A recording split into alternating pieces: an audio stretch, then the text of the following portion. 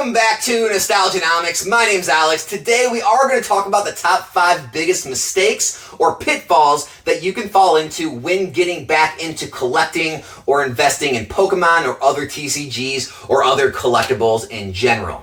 Because I know a lot of people have been finding the channel for the first time, have been getting back in or finding hobbies for the first time, whether it be for renewed interest in them or because maybe a lot of people's kids are into those hobbies, so they're getting into it. And after all the pack cracking and fun, and after all the collecting and building your collections or your binders, inevitably a lot of people start to ask themselves, well, what are these things going to be worth over time?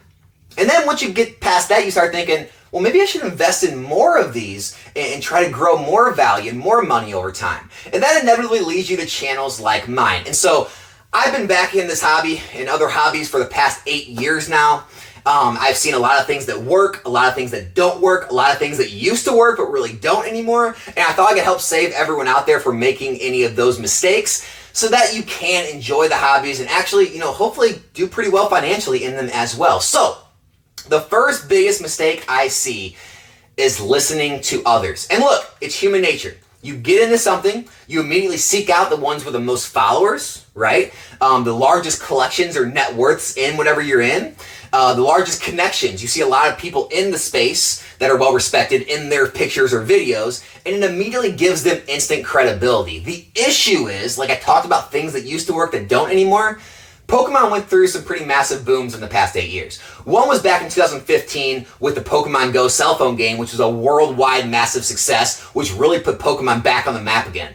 And then right after that, they had Pokemon Evolutions, which was a reprint of base set, come out, which brought even more people back in the hobby. And then we had, obviously, the global pandemic, 2020, 2021. Everything was shut down. Everyone was getting free money. And we had Logan Paul and other celebrities enter hobbies like this, which absolutely skyrocketed the values. And so a lot of people who were just kind of, maybe serious or casual in these hobbies got, for lack of a better word, very rich, very wealthy during this time.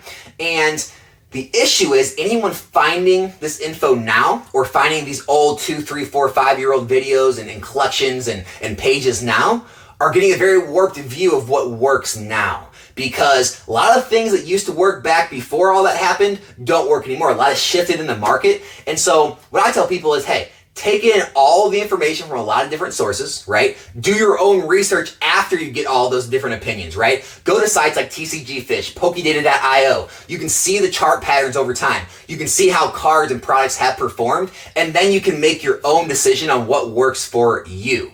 All right, the number 2 biggest mistake is getting too overzealous, right?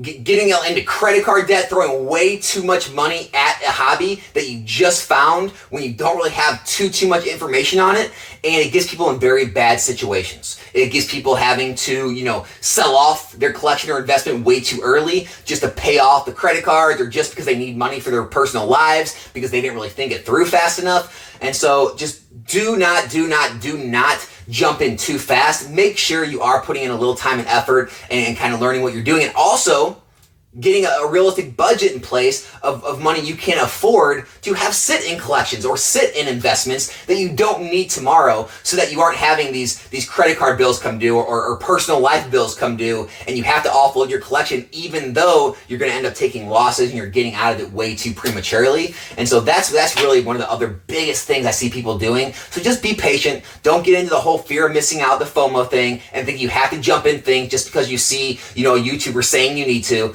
Pump the brakes. There's always another play. There's always more opportunity. Don't think you need to take advantage of every single one. All right, the number three biggest pitfall, biggest mistake I see happening is understanding the liquidity of your collection or investment and selling in the future, okay?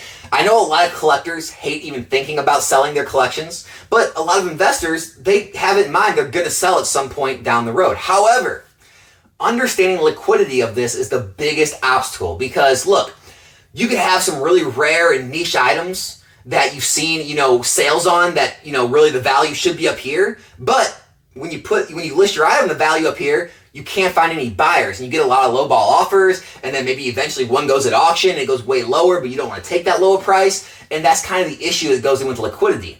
And so it can give you a warped view of what your actual net worth is in your collection when you're taking, these one-off sales or these very rare items that never sell and assigning a value to them. Whereas on the other side, there's very liquid items in the hobby, right? There's cards that everyone always wants. There's products that everyone always wants. There's usually multiple sales daily, weekly, at least monthly on a lot of those items, and they're very easy to transact, right? You can always list them and buy it now at a competitive price. It'll be gone usually that week. You could throw them at auction if you want. They're always going to end near market price because they're just that sought after, that liquid.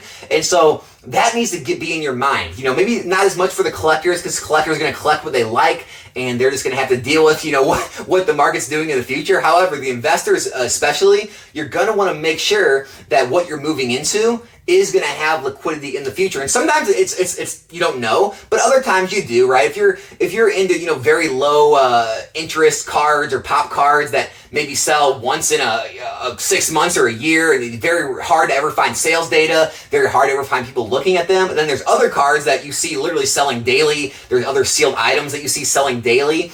It can give you a good idea of, how you want to position yourself. Because here's the thing, with the less liquid, the more rare niche items, you can see exponential gains on those. It just might be harder to get rid of, but it's not a bad idea to have some of those in your investment, because if you do have a lot of liquid things in your investment, you can kind of, you have the time to wait and sit on those and wait for the right buyer while you're selling off other parts of your investment that are more liquid, and it kind of keeps a well-oiled machine. So again, the ratio of that is different for everyone. Just kind of keep that in mind. Keep it in mind when you are buying things, the other side of it, the selling and the liquidity in the future.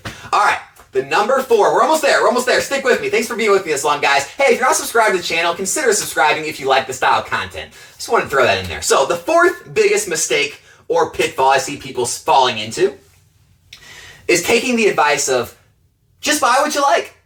Now again, all the collectors who are just solely collectors, they're not worried about financial value at all, I get that. However, even if you're a collector, right, definitely for investors, even for collectors, you can definitely, find things that you like and want to collect that do have, a mass appeal to the market. Because here's the thing, there's billions of people on this planet. There's something that catches everyone's eye. However, there are certain things that catches the masses' eyes. And those are the things that are liquid, that usually do well over time.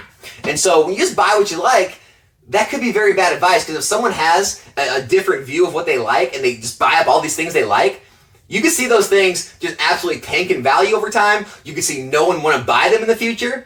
Whereas if you're actually paying attention to the market, the trends, and what people are interested in, the popular species of Pokemon, the popular products, popular cards, you have a lot better chance of those things, those items, those products rising in value over time, being more liquid like we talked about in the future, and it's a better overall investment than just buying what you like. And so there's definitely a happy median. You can actually find things I'm sure that you like. They're all also going to be good plays, but just be careful taking that advice at face value, because I've seen a lot of people take the advice and just buy what you like, and others out there will like it. Sometimes, guess what? There's just not really any others that like the stuff you like, unfortunately, and it makes it very difficult to ever sell if you want to sell it. The last and final, number 5, biggest mistake and pitfall I see people falling into is not understanding the risk of all this. Look, putting money into anything, right, is a risk. Anything. But there are lower risk options out there, right? You can start with like a CD at a bank and get like a guaranteed 3, 4, 5% on your money, and there's no risk, right? It just sits in the bank, and they're able to use your money, and they pay you a percentage to be able to use it. Then you can step up to an investment, right? You can invest in real estate. You can invest in the stock market, put it into, like mutual funds, which is a whole conglomerate of a lot of different companies, right? You can put it into the S&P index or other indexes where, again, it's a bunch of different companies. And those companies in those funds and indexes all are basically running the U.S. economy or other world economies with their services or products. So it's a much safer play. You're not just singling out one company. You have a whole bunch. So if one fails and others do well, you still come out ahead. And so that's usually like a lot safer play. However, then you get to alternative assets and more risky plays like Pokemon and collectibles, which just because there's risk, it doesn't necessarily mean it's a bad thing, right? Because on the flip side of risk is always reward. And I can tell you from experience, in the past 8 years I've been in this hobby and other hobbies, I've consistently seen more gains and exponential. I'm talking double, triple, and more gains per year in my Pokemon and other collectible investments than I see and others see in the stock market, in funds, in indexes each year. And so there are very high upsides to collectibles. However, there's always a risk. That's where it comes down to each person's financial scenario, right? Whatever you can afford, and also getting into this with the right mindset of I'm putting money in. I don't need the money tomorrow, right? It's not money you need for your bills, your normal monthly budget. It's not something you're gonna have to sell tomorrow if things go south. It's money that you're putting in, kind of like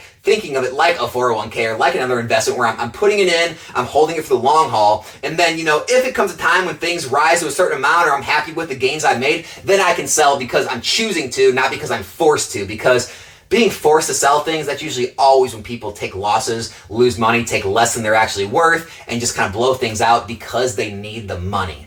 And so, guys, that's kind of the top 5 biggest mistakes and pitfalls I see people falling into. If you stay away from those 5 things, there's a pretty good chance you're going to do well in Pokemon and other TCGs, other collectibles, whether you're just trying to build a nice collection you enjoy that's going to grow in value over time, or you're trying to take it a little more serious and trying to actually, beat other investments with the gains you can see in these. And so, let me know in the comments. Let me know if this helped. Let me know how things have been going for you if you have got back in the hobby recently. And I hope you enjoyed the video. I hope you enjoyed the channel. And I hope you consider to stick around and subscribe and check out more of the videos I have coming up. My name's Alex. This is Nostalgianomics, and I'll be back here in a new one soon. I'm out.